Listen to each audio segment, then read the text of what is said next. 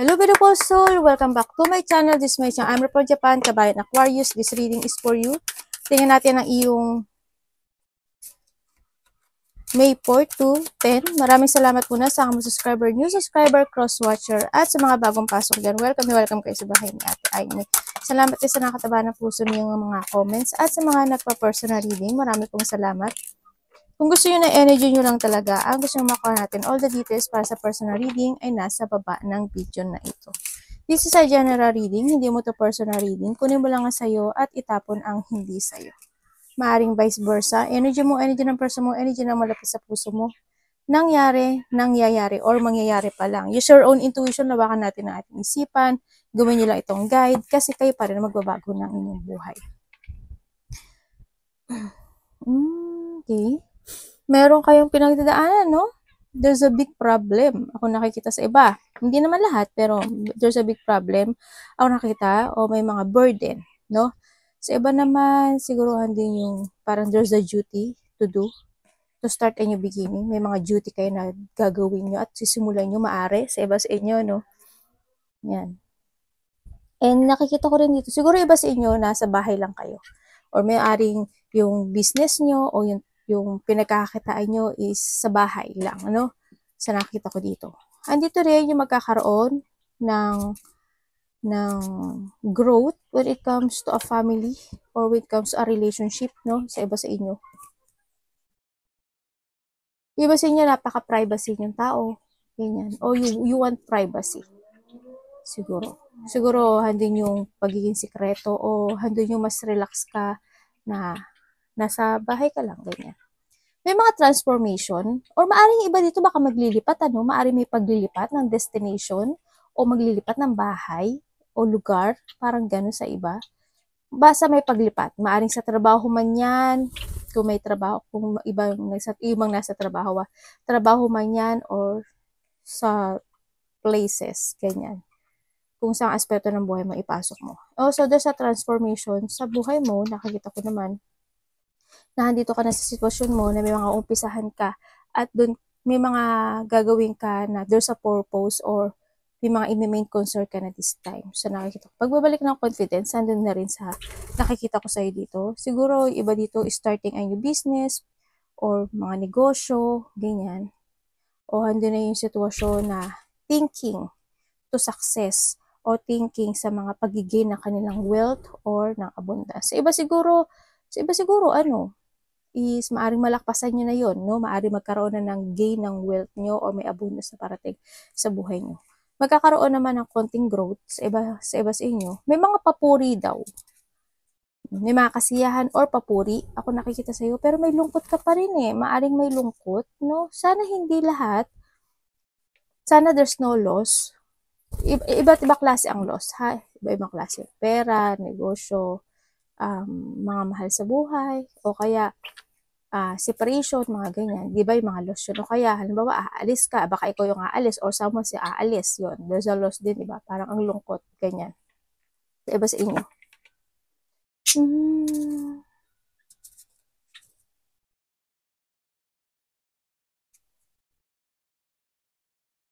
Meron tayong Gemini, Scorpio, Sagittarius, Cancer. Yun. Parang may isang bagay o sitwasyon sa'yo na parang freedom, parang ganun sa nakita ko dito. Sa iba sa inyo, ganun.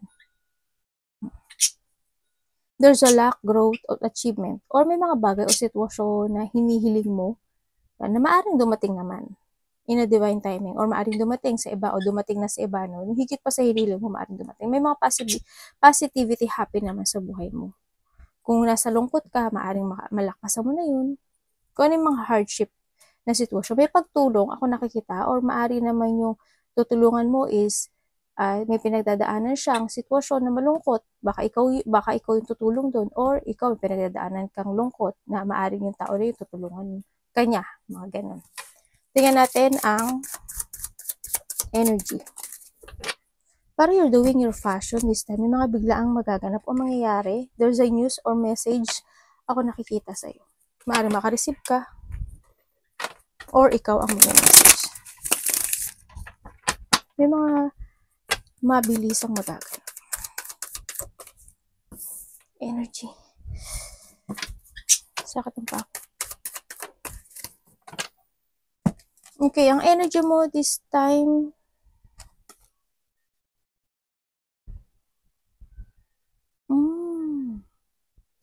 okay, may stagnant ka raw. Parang may mga bagay o sitwasyon sa buhay mo na hindi mo pa kayang i-accept. May mga bagay o sitwasyon sa buhay mo na magkakaroon ng hardship this week sa inyo, no? Sa nakikita ko dito. Sana, kasi mapi-feeling trap ka. Maaring may mga bad decisions, may mga bad decision ka na magaganap, o may mga bad decision na madidesisyonan mo. Sana mag-trust ka sa intuition mo, ha? Para hindi ka magkamali sa mga decision mo. Or maaring ma-overwhelm ka sa mga choices sa buhay mo. Ganun. Basta, as long as nagtatrust ka sa intuition mo, magiging okay ang lahat. No? Kasi mga angels mo ang nasa paligid mo para gabayan ka niya. May mga sadness situation ako nakikita dito. Or maybe yung iba dito is back to reality. No? Ano ba yung mga back to reality? Halimbawa in a relationship. Dati, may karelasyon ako, pero nagkahula kami. Parang, syempre dati single naman ako, di ba? O di, parang back to reality. Oh my God, back to reality. Wala na naman akong jowa. Mga ganyan. Wala na naman akong boyfriend. Mga ganyan. Yan. Example ko lang, yun na. Oo, example ko lang yun. Yun na nakikita kong energy. Para may mga, yung iba sa inyo, maybe you're waiting for something. Ganyan. O may mga maiisip kayo this week na may mga ma-reminiscing from the past situation kayo, or may tao na makaka-receive ka ng text message, communication, or may tao na makikipag-communicate sa iyo, or ikaw makikipag-communicate. Kuhanin mo lang yun sa ito. Yun. Tingnan natin. Ang parating kay Aquarius. May travel kayo? Diba dito maraming travel? Siguro within 3 days, 3 weeks, 3 months. 10 of Cups, parating. Okay. Okay, parating sa'yo. May magtatapos sa buhay mo. Ay, magkakaroon ng communication. Magkakaroon ng isang communication, maaaring a part of the family, or lovers, or kasamaan sa trabaho. Mahalaga to sa'yo. Importante sa'yo. Magkakaroon ng isang union, communication, or maaring may mga gagawin kayong creation, o may mga gagawin kayong project. Yan. May mga pag-uusap. O kaya naman is may tao na gusto ng commitment sa'yo. A new person. Maaring matagal mo na siyang kilala. Sa iba sa inyo. Maaring kasama mo to sa trabaho, o nakakausap mo na siya noon pa. Yan. So, iba dito, matagal nyo na to. Baka makapag-communicate ka, or makapag-communicate siya, or ikaw makikipag-communicate. And then also, sa nakikita ito, may pagkikita ng family, no? Or mga mahal sa buhay, o mahalaga, o mahal sa buhay. Kumbaga, may mga excitement, happen situation sa buhay mo. So, nakita ko dito, by this week. Kaso, bakit kaya? Kung titingnan ko to, may isang tao dito na, tingnan ko nga. Parang may kinikim-kim ka. Okay. Parang may kinikim-kim ka. Para may mga point ng buhay mo, o part ng buhay mo na may mga iniisip ka. Na siguro may mga gusto kang desisyonan, o may mga sitwasyon na nagkakaroon ka ng difficulties. Kumbaga, there's an obstacle ako nakikita sa'yo. Kaya ang nakikita ko sa'yo, maaring may mga sitwasyon na kinikim-kim mo na lang. Yun na nakikita ko sa'yo. Hindi mo Yung pagkikimkim ng mga bagay-bagay. Yun.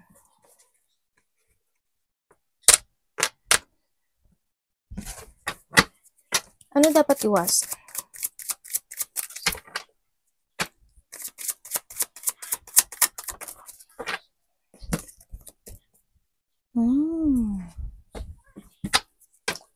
Bakit po?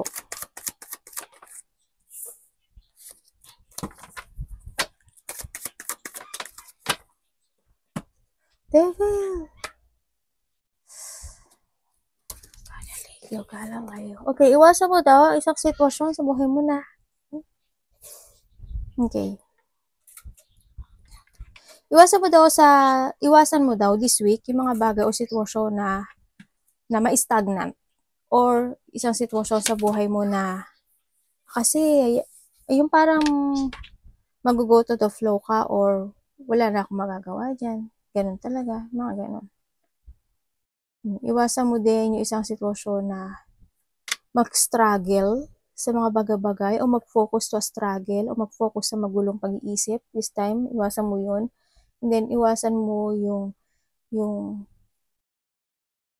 mga toxic situation o toxic person sa buhay mo.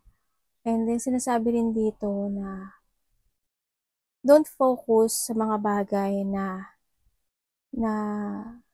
hindi nagiging good para sa'yo, pero syempre, you need to value yung mga person na yun o yung tao na yun kasi naging parte siya ng buhay mo kahit pa paano. Kumbaga,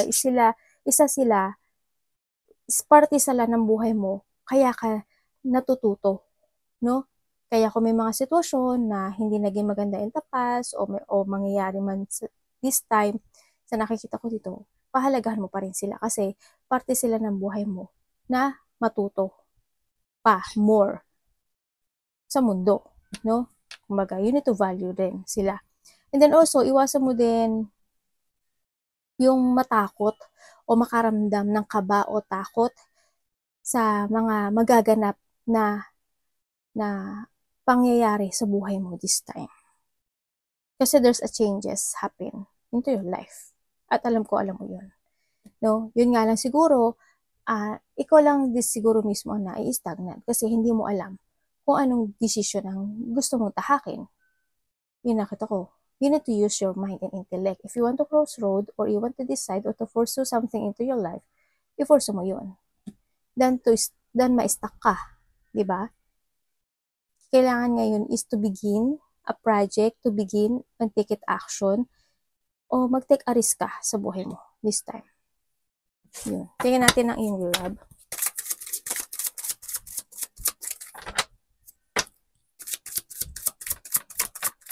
Love is sa lahat Sarili, kaibigan, ikaw, karelasyon. Baka may magpapa-dental clinic ka o kinakailangan na. May nakikita kong dental clinic. Yun pala. Okay. When it comes to a love. Iba dito single Iba single, pero ang nakikita ko dito, there's a new person na maaring nakakasama mo na siya, o nakakasalamuha mo na siya, o makakasalamuha mo pala. Teka lang, nasing ako. Sorry Biglang na gano'n yung ilong ko. Yan, may bagong tao dito. Maaring nakakasalamuha mo na siya, nagkakaroon na kayo ng banding, nagkakaroon na kayo ng discussion, itong taon na to. No? Sa iba sa inyo. If you are a single, If you are a single. Sa iba dito kasi is single talaga. Yung ibang mga walang boyfriend, ibig ko sabihin. Yan. Kung kayo is nagkahiwalay nitong taon na to, huwag ka na mag-alala doon. Kasi may tao naman na dumarating sa buhay mo. No? Sa nakikita ko dito. Kaya lang, syempre, handin yung mag-slow ka lang. Hindi mo kailangan magmadali. At maaring itong tao rin naman ito, hindi naman siya ganun nagmamadali. Sa nakita ko dito. Or maybe this person is keeping yung feelings niya sa'yo, no? Or ikaw ang ikaw to. Maaring kinikip mo yung feelings mo or siya kinikip niya yung feelings niya. Vice versa tayo. No, hindi niya pa totally ine-express o inilalabas yung kanyang totoong nararamdaman. Ikaw or siya, yun na nakikita ko dito. kung kayo is in a relationship nitong tao na to, nagkakaroon naman ng harmony. Yun nga lang, napaka-very independent ng isa sa inyo. Kumbaga, hando siya sa sitwasyon na, gagawin ko yung gusto kong gawin. Yun ang nakikita ko sa kanya. Or maaaring ikaw ito or siya to. Yun. Maaaring itong taon na to is meron na rin siyang nakakausap na iba or ikaw ha. Yun. Basta magtalas ka sa intuition mo. Kasi ito, totoo yun.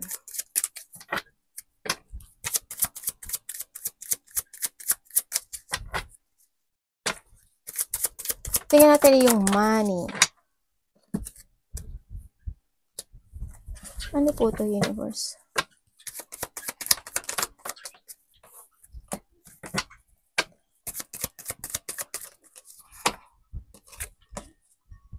Okay, when it comes to your money, ang nakikita ko sa'yo dito, medyo nagkakaroon ka siguro ng struggle, no? When it comes to your money, andun siguro yung misa, ang hirap, no? Kumbaga, andun yung mga bagay o sitwasyon na maaaring nagkakaroon ng distraction or maaaring may mga dapat pagkagastusan, may mga dapat suportahan, may mga dapat tulungan. Yan, nakita ko yung mga dapat na. Hindi ko kasi nakikita yung totally successful niya.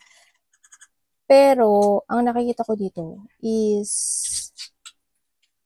may mga point ng buhay mo when it comes to money na maaaring pinanghihinayangan mo o nasayang. Yan ang nakita ko sa'yo. May mga biglaang magaganap o mangyari din sa'yo no? Baka may bigla kang pagkakagastusan o may mga biglaang panghingi ng tulong o may biglaang tutulungan ka sa nakikita ko sa'yo dito or may mga biglaang kasiyahan o mangyayari sa buhay mo. Kaya nakikita ko yung pera mo is medyo palabas siya, no? Kung titingnan ko nga, medyo mas marami ang lumalabas than sa pumapasok. Ingatan mo na lang, no?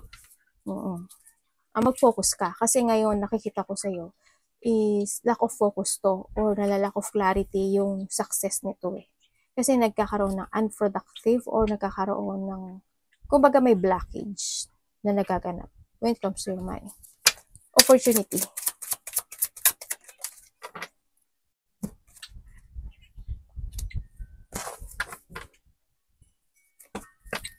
Ano po ito, universe?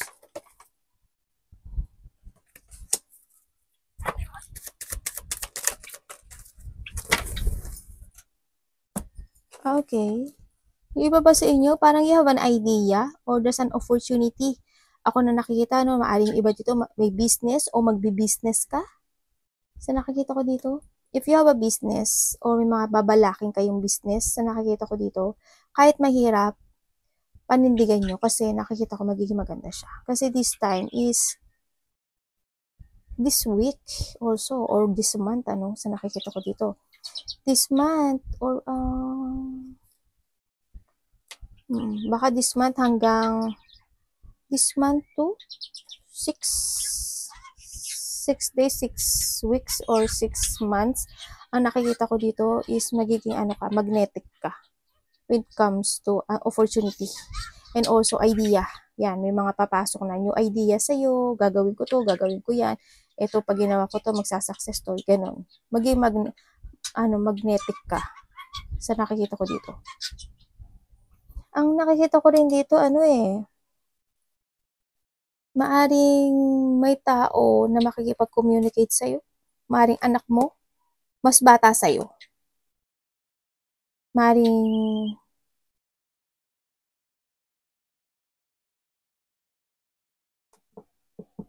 mahalaga to sa'yo Siguro hingi siya ng tulong sa'yo o tutulungan mo siya or magkakaroon ng pag-uusap when it comes to money. Yun nakikita ko dito.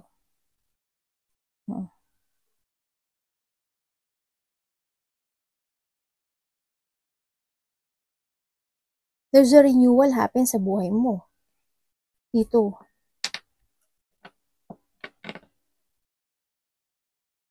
Nandito yung pagpapahalaga mo sa mga tao na malapit sa iyo. Also, mayroon ka mga mariremanizing. Ibig sabihin, may mga maalala ka, may mga mamimiss ka, ganyan, na mga tao in the past, maanak mo, karelasyon mo, or reminiscing the past situation. Marirevisit mo yun. Ay, ito pala. Ano ba yan? Ayos ako na ayos, pero ako din yung gumugulo. Ano ba yan? Bigyan natin na advice.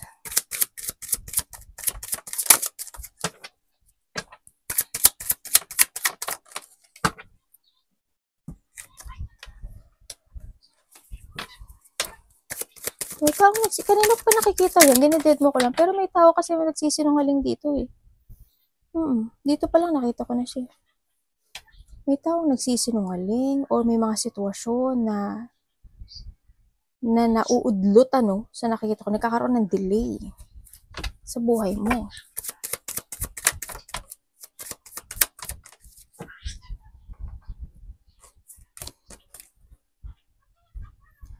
Oy, may tao dito na makakausap ka. Maaring bagong tao na maaring marirelax ka sa kanya.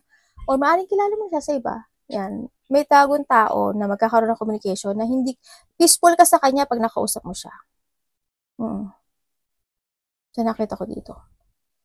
And then, ang advice, start a new beginning into your life. Focus to yourself. Focus sa mga pangarap mo sa buhay mo. Kailangan mo ngayon is a mental peace. Kailangan mo is mag-rest or mag-recharge or take a break for a while sa nakikita ko dito. And then also, start a new journey into your life. Tsaka mag-give effort and hard work ka daw to renew yourself or sa mga idea o sa mga opportunity na may isip mo this time sa nakita ko dito. Pahalagahan mo rin daw yung sarili mo. And something must be let go. Yung mga past situation sa buhay mo, leave behind whatever holding you back sa nakaraan. You need to accept all the lesson, be wiser and stronger. Yung mga obstacle na yun is, alam ko malalakasan mo yun. Okay, may mga naganap o nangyari pala, sa Manspire, may mga naganap o nangyari pala na unexpected, sa nakita ko dito. Hope hindi mangyari sa lahat. Siyempre, may mga unexpected flow of emotion or pain, storm, mga deep hurt, disappointment, kuhanin mo lang sa'yo doon, or maaring malaki o maliit na conflict by the 3 days or 3 weeks, nangyari na or mangyayari pa lang, or 3 months, ganyan. May nakita akong ganun dito, or sa iba dito is after, 3 years ago, maaring 3 years ago, sa iba sa inyo is, nagkaroon na isang bagay o sitwasyon sa buhay naman na napaka-very painful. Naaring nagkaroon ng separation, 3 years man yan, 3 months man yan, 3 weeks man yan, yung ganyan. Or 10, maaring 13, sa iba. Karoon may mga tao o may tao na nag-backstab sa'yo, tao na naaring nagkaroon ng third party, nagkaroon ng hindi pagkakasunduan. Yun. Sa iba, mangyari pa lang. Heartache, separation, depression, or may mga trauma. May namatay pala, There's a loss happen. Maring this is the past. Either inabandonahan ka, or namatay siya. Yun nakita ko. Sana at past yun. Sana hindi lahat mangyari yung sitwasyon na yun. Arigatou namaste. God bless.